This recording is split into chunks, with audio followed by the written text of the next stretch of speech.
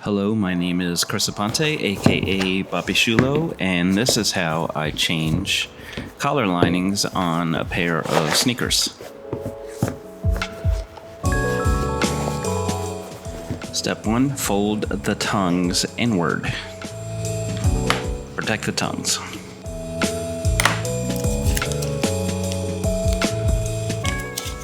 Always practice blade safety when you're throwing away an older blade, like an X-Acto blade. I always wrap it in a piece of tape before I replace it with a brand new blade. And I almost always replace the X-Acto with a brand new blade when I'm starting a project that requires an X-Acto.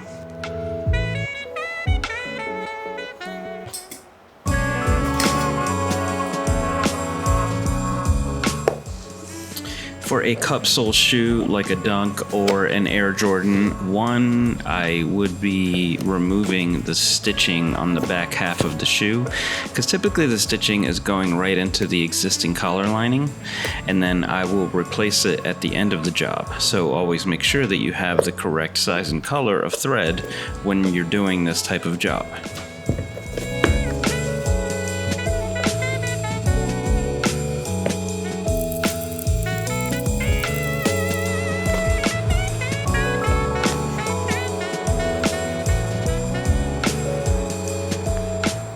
Once that thread's out of the way, we start the demo process for the actual collar lining on a typical Dunk or Jordan 1. The collar lining is going to have a stitch that is both exterior and interior on the shoe. It's the stitch that goes right over the swoosh on the back of the quarter panels. And that is the stitch really that starts the whole collar lining. So that is the first one that's going to need to be removed.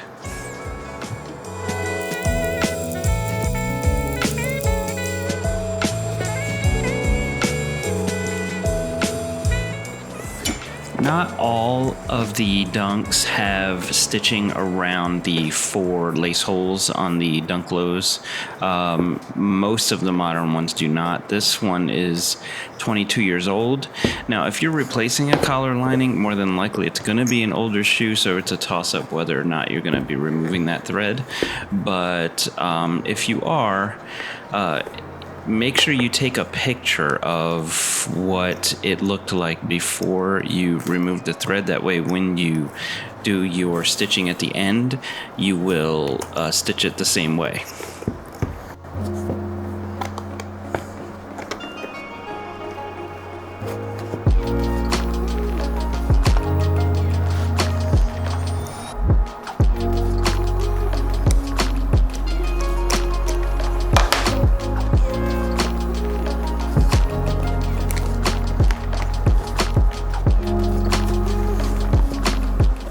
Once all of the pesky stitches in the end of the collar lining are removed, now you can turn over the entire collar lining and focus on one row of stitches, and that's typically it. That's the only thing that I've ever seen, is one row of stitches that goes all the way around the rim of the shoe, and just cut thread by thread on the, if you can, on one end only.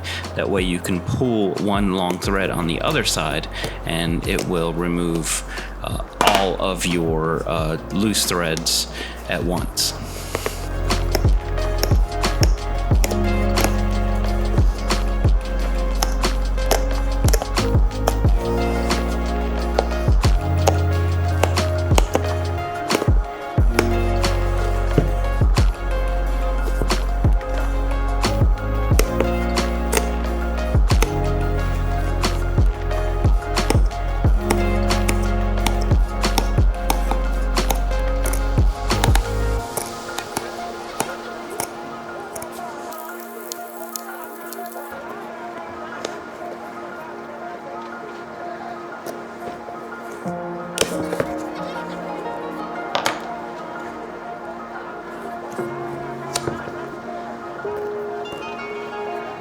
So I paid close attention to only remove the stitches on one side. That way the other side was one full piece of thread.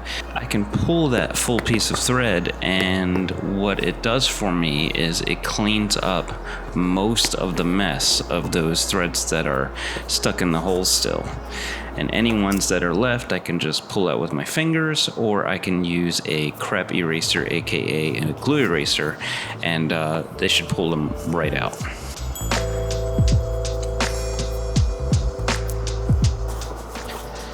This is a little wild. Talk about inconsistencies when it comes to factory mass-produced products. The foam cut on the inside of this pair of SB Dunk Lows is a different shape on both shoes. One shoe has a longer, thicker piece of foam that goes longer down the ankle than the other. Which is kind of crazy when you think about that this was a Nike product. And it goes to show you that even just because something is a Nike product doesn't mean it is the greatest quality. 2002 Dunk inconsistencies, really all the early 2000s are pretty infamous. I mean, just take a look at things like the Backtabs on Heineken Dunks, for instance. They're pretty wild.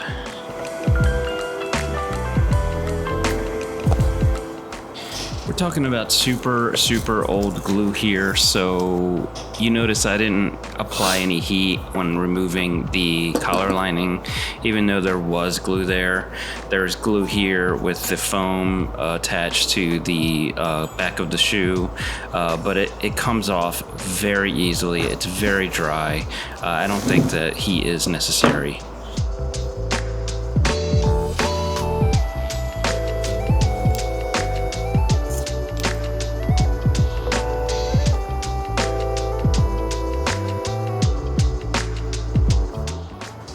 This is a half-inch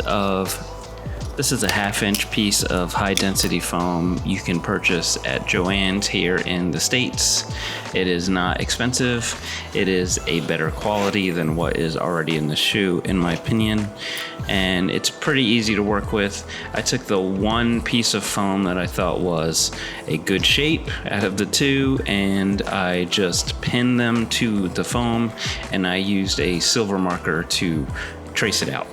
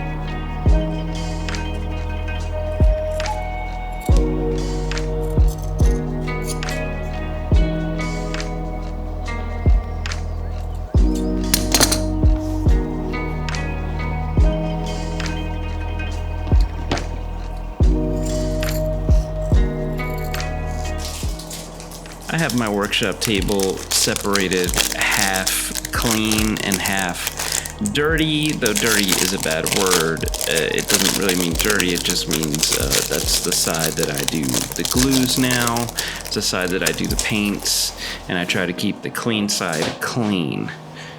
I think it's a good practice.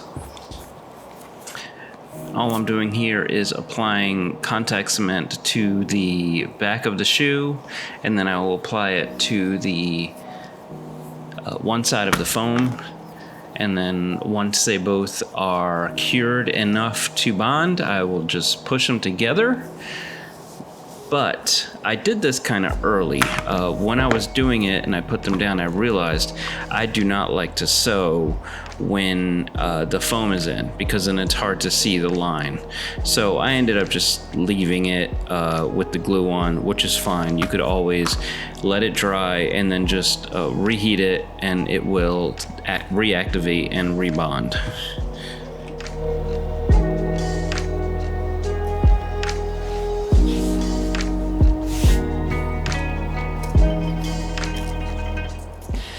Finding a material match for any fabric, for any situation is difficult because fabric is always changing, always evolving. This shoe is 22 years old, and the challenge was to find a fabric that closely resembled it. The actual material itself, much easier to find. It was just a spandex polyester. But what was difficult was to match that color. It was a ribbed texture, and the color is a dark cobalt blue, not a dark blue, not a dark navy, dark cobalt blue. Very, very difficult. It took me probably 6 weeks and a lot of tries to get it right, but eventually I was able to find the right color and the right feel.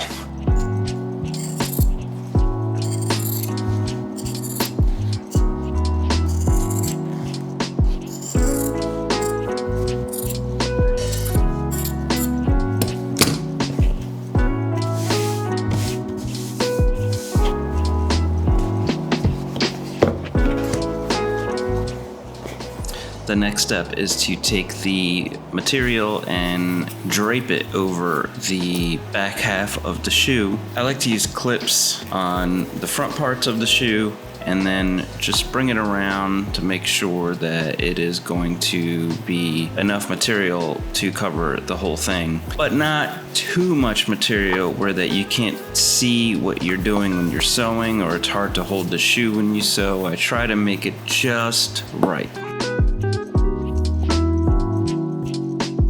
You do not need to use a fancy post bed machine or really of any fancy non-hand crank cheaper leather sewing machine for this, though I think that the stitch length and the stitch tension is more consistent on these machines.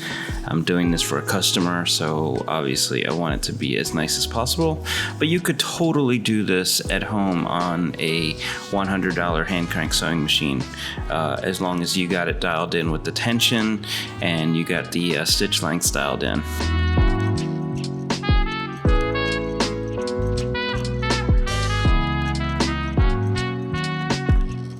All you do is run one full stitch line from one end to the other.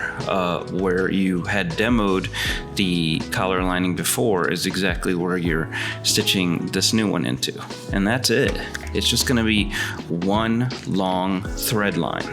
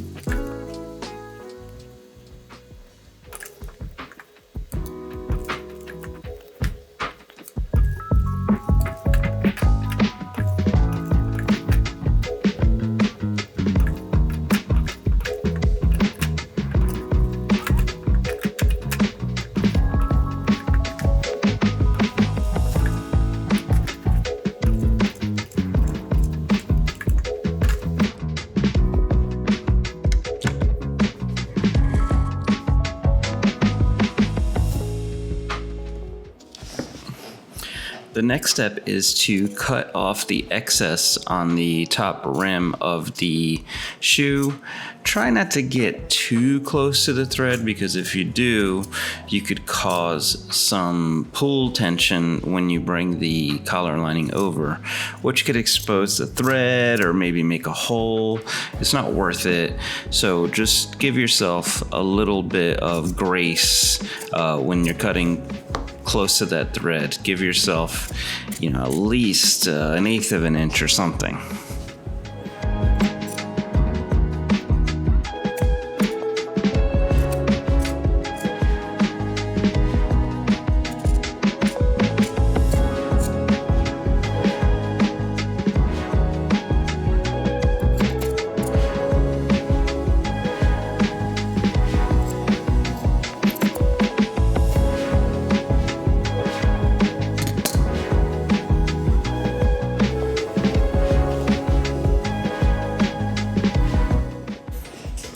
This is really a dopamine reward situation. You don't have to fold it over now. You can fold it over after you have the foam in, but I do like to fold it over to see what it looks like and give myself a little bit of a brain reward to say, hey, this is looking good. I'm doing a good job.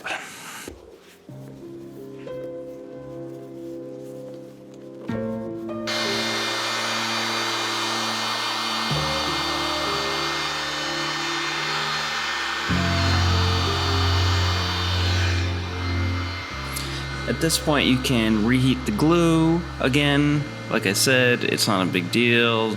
You don't even have to do it that hot. This is a pretty low heat, and it will reapply itself, and you're all good.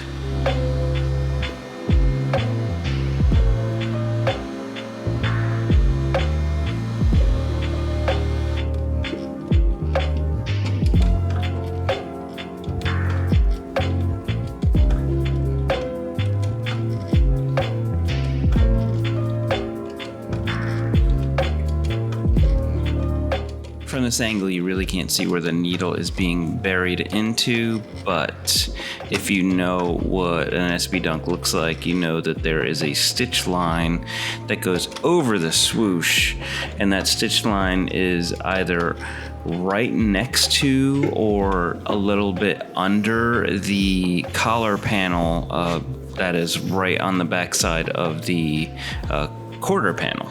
This is just one stitch line that goes in a curved way from the top corner of the quarter panel down to the top of the cupsole. And once you got that done, then you will see on the inside that the foam has a nice shape to it inside of the shoe. Also important to point out is your stitch color for your bobbin thread is important in this step. If the collar lining had a stitch line that you really couldn't see all that well because it was the same color, you have to make sure that your bobbin thread is the same color as well. This particular shoe did have blue for this bobbin color thread, but for a lot of the other ones, they just used the same exact gray that they used on the outside, so you could actually see it on the inside of the collar lining.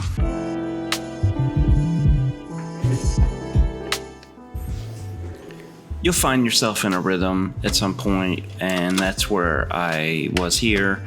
You will have two thread lines that go over the eye stay, just back and forth. You're gonna hold that flap of the top eye stay that's part of the collar back, and then you're going to stitch that part down, and you're going to do it in the shape. So it's going to be one side, and then the top, and then the other side, and then another thread line, and then you're done.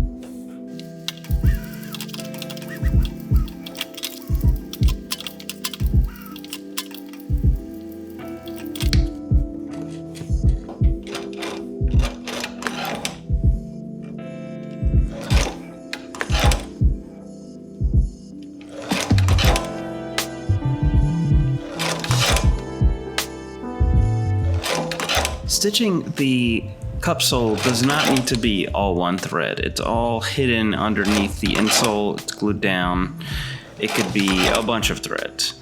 And in this situation, now we're going to have the one thread that was in the front of the shoe that I didn't touch, and then the one thread in the back of the shoe that I did to restitch the collar lining in.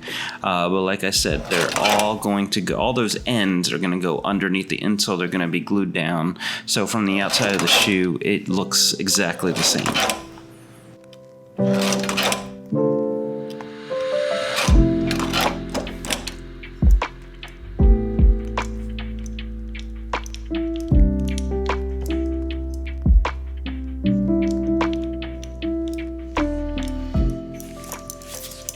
We need to get those holes back into the collar lining for the laces. This particular tool is made for leather, not for fabric.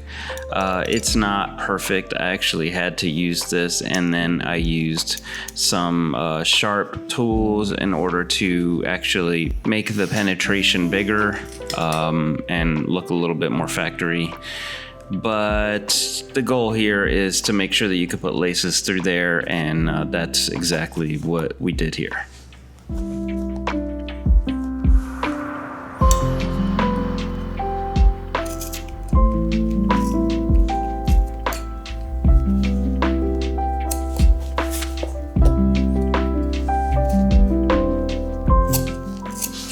I'm using these big fabric shears to cut down any of the loose edges of the fabric that's in there, and I think that once you look inside the shoe, you'll know exactly what I mean. You'll know exactly what to do to make it look nice and clean. There is nothing like bringing a humongous pair of shears right next to a $1,000 shoe like this, but you have to remember that this is still just a shoe, and you need to do shoe things. Then ultimately what I'm doing is just cleaning everything up, any loose threads. I try to remove anything that looks kind of like out of place. I want to make it look good for the final pictures for the customer so that they can be satisfied with the work.